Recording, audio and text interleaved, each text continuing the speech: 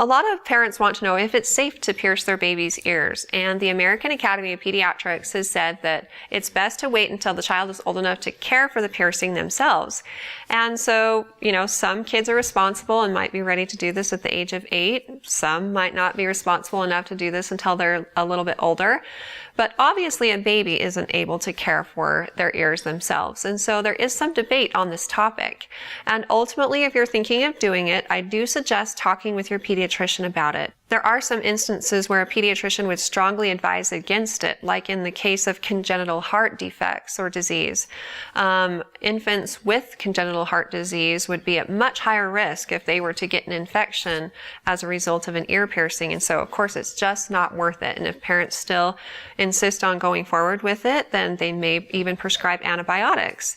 And so there's a lot of different things to think about.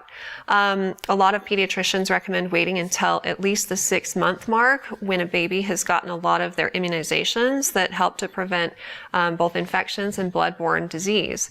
And so again, this is why it's a good idea to just talk with the doctor first.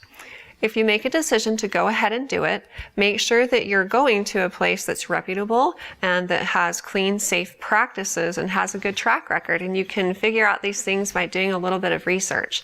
And they'll give you instructions on how to care for the baby's ears afterwards. And it usually includes putting some solution on their ears or even an antibiotic ointment for several days following the procedure.